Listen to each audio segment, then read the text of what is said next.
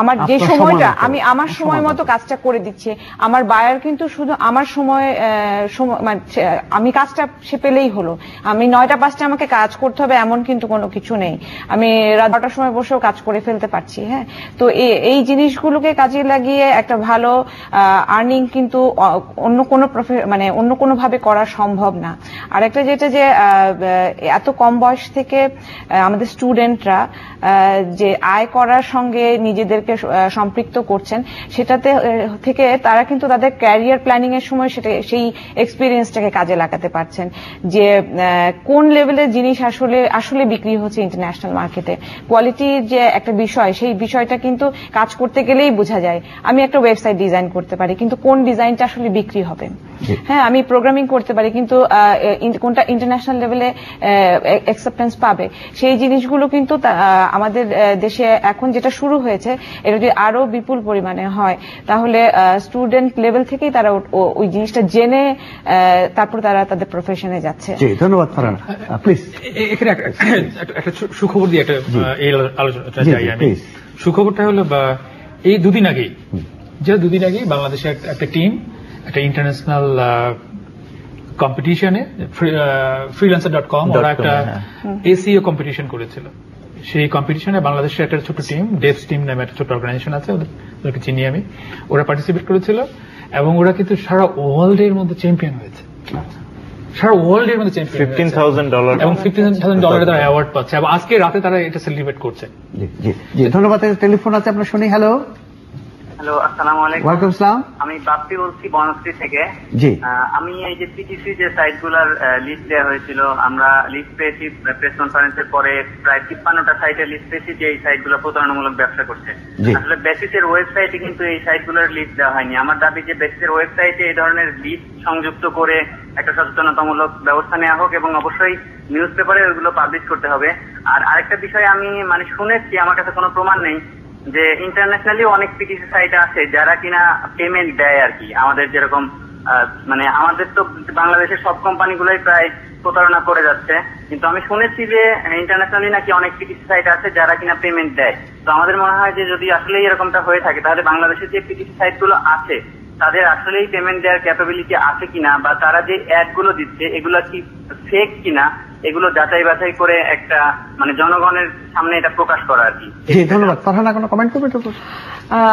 হ্যাঁ, উনি যেটা বলেছেন আমি ওনার সাথে একমত, যে বেসিসের ওয়েবসাইটেও সেই লিস্টটা দেওয়া উচিত, তাহলে মানুষ জানতে পারবে আরো বেশি। জি ধন্যবাদ। ডক্টর সাজ্জাদ, সরকার এই ক্ষেত্রে কি ধরনের সহযোগিতা করতে পারে যদি আমরা আউটসোর্সিং কে পপুলার করতে চাই এবং ব্যাপক জনগোষ্ঠী, তরুণ জনগোষ্ঠীর মধ্যে নিয়ে আসতে চাই, তাহলে সরকারের দিক থেকে করণীয় কি আছে? ইটস সিম্পল, সরকারকে কাজ করতে হবে।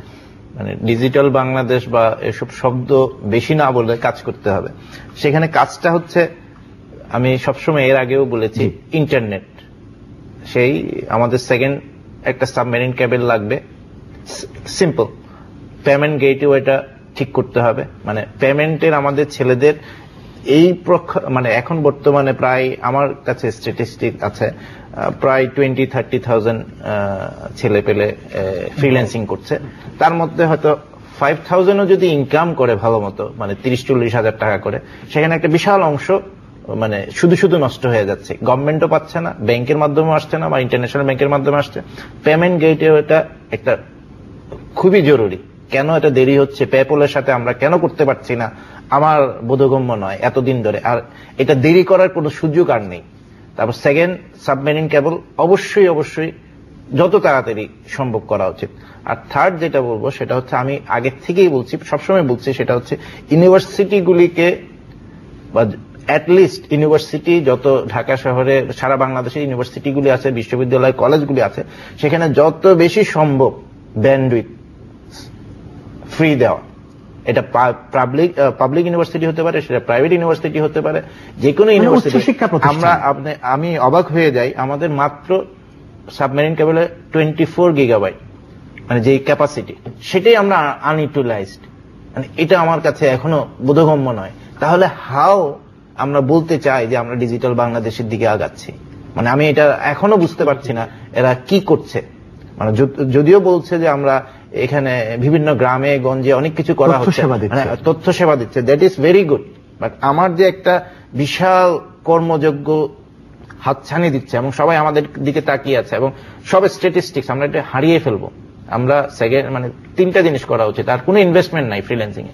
ছেলেরা কম্পিউটার কিনবে, ভালো একটা ব্যান্ডউইথের মানে চিপ ইন্টারনেট ব্যান্ডউইথ পাবে, ছেলেরা নিজেরাই শিখে নেবে স্কিল, আর অ্যাওয়ারনেস দরকার। বেসিস ইউনিভার্সিটিগুলি, ইন্ডাস্ট্রিগুলি যদি আমরা একসাথে কিছু কাজ করতে পারি, মিডিয়ার সাথেও আরো বেশি কাজ করা দরকার ইউনিভার্সিটিগুলিকে, মিডিয়া এবং ইন্ডাস্ট্রির সাথে, যে হোয়াট ইজ দ্য অপরচুনিটি এবং হাউ উই ক্যান বিল্ড, মানে কিভাবে আমরা এই অপরচুনিটিটাকে কাজে লাগাতে, এবং বিশেষ করে আমাদের ঘরের মহিলাদেরকে, মানে অনেকেই মাস্টার্স পাস হাউস ওয়াইফ আছে, মানে ডিগ্রি পাস হাউস ওয়াইফ আছে, তারা কিন্তু এই লাইনে প্রচুর কাজ, স্কিল সেট ডেভেলপ করে অনেক কাজ করতে পারেন একটা জেনারেশন পরে, বা কিছুদিন সময় লাগবেই, বছর খানেক বা 1 বছর 1.5 বছর সময় লাগবেই এটাকে ডেভেলপ করতে প্রত্যেকটা ফ্রিল্যান্সারের জন্য।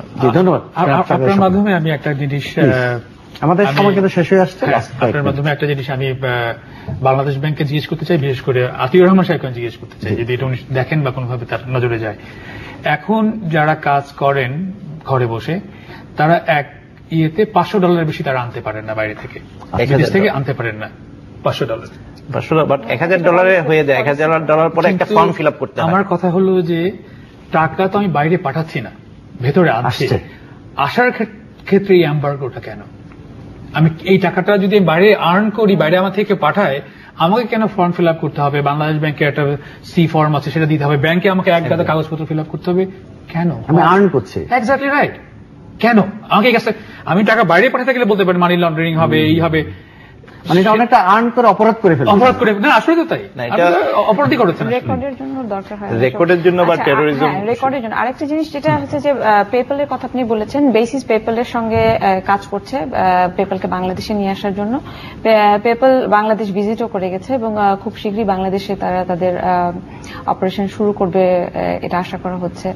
তো ওই জায়গাটাতে বেসিস একটা রোল প্লে করছে। অলরেডি বাংলাদেশ ব্যাংকের সাথেও তাদের মিটিং হয়েছে।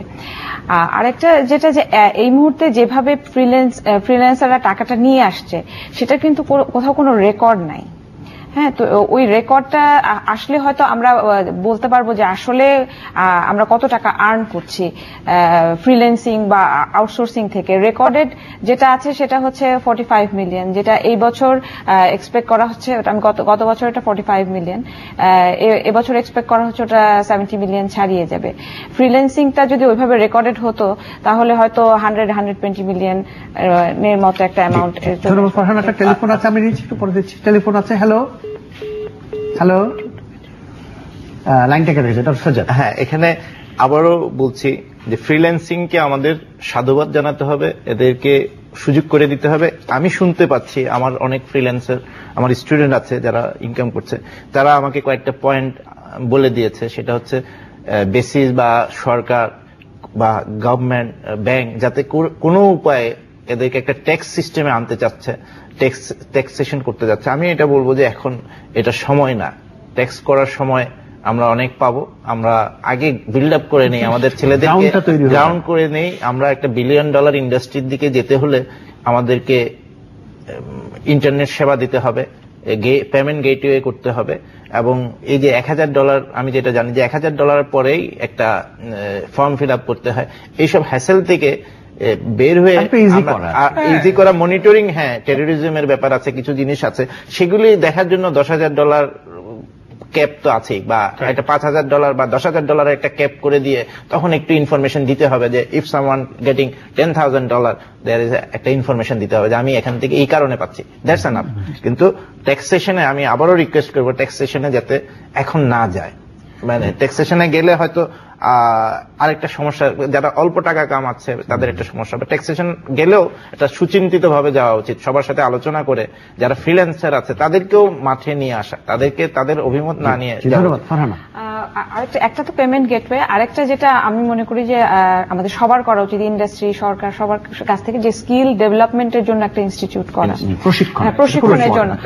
কারণ আপনি হাউসওয়াইফদের কথা বলেছেন, ওনাদের জেনারেল এডুকেশনটা ওনারা নিয়ে থাকেন, কিন্তু কোনো একটা বিষয় যদি ওনারা পারদর্শী হতে চান 3 মাস 6 মাস বেসিস এখন করছে, কমার্শিয়ালি করবে। হ্যাঁ, বেসিস এমনিতে কিছু ট্রেনিং প্রোগ্রাম অর্গানাইজ করে, কিন্তু অর্গানাইজ ওয়েতে একটা ইনস্টিটিউট করবে, সামনেই এটা ইনোগ্রেশন আছে। তো সেটার ইন্ডাস্ট্রি থেকে একটা উদ্যোগ নেওয়া হয়েছে, কিন্তু আমাদের এত ইয়াং পপুলেশন, তাদের জন্য আসলে একটা ইনস্টিটিউট, আসলে এটা ডিভিশন লেভেলে, এটা সারা দেশে হতে হবে। ধন্যবাদ জনাব স্বপন। লাস্ট কমেন্ট, আমাদের সময় শেষ। Last any comment. আমি মনে করি যে বাংলাদেশের যে স্কেলে এই ইয়াং গোষ্ঠী ইউনিভার্সিটি থেকে পাশ করে বেরোচ্ছে, তাদের কর্মসংস্থানের একটা বড় চ্যালেঞ্জের মুখে পড়বে এই সরকার, মানে যে কোনো সরকার যারা দেশ চালাবে। তাদের জন্য এইটা হলো একটা খুবই সম্ভাবনা বাঁচার পথ। আপনি একটা বড় সংখ্যক লোককে কিন্তু মিডল ইস্ট পাঠিয়ে দিচ্ছেন লেবার, সেটা একটা ক্লাস এডুকেটেড ওয়ার্কফোর্স কোথায় পাঠাবেন? তারা দেশে থেকে যদি এই কাজটা করতে পারে, ইজ অ্যামেজিং অপরচুনিটি, এটাকে যেন প্রপারলি। Last comment. কমেন্ট ইস আমাদের অ্যামেজিং অপরচুনিটি, এটাকে গার্মেন্টস ইন্ডাস্ট্রির পরে আরেকটা বিশাল ইন্ডাস্ট্রি হওয়ার সম্ভাবনা তৈরি হয়েছে এবং গ্রাউন্ড হয়ে গেছে। এখন কাজ করা দরকার। সাবমেরিন কেবল, ফ্রি ইন্টারনেট দেওয়া, পেমেন্ট গেটওয়ে এবং awareness build up, skill development, এই কাজগুলি আমাদের এখন থেকে, আজকে থেকে বা কালকের থেকে, আজকে থেকে করা উচিত। অ্যাওয়ারনেস এবং মিডিয়াকে আমি বলবো যে মিডিয়াকে আপনাদের এটা খুব ভালোভাবে সম্ভাবনা দেওয়ার এবং আমাদের জন্য, এই গরিব দেশের জন্য, এই দেশটাকে চেঞ্জ করে দেওয়ার জন্য এটা আরেকটা আমরা সেক্টর পেলাম। অলরেডি আমরা আলোচনা করেছি যে এই মুহূর্তে হার্ডেল গুলো কি, এইগুলোতে প্রপার অ্যাটেনশনটা এই মুহূর্তেই দিতে হবে।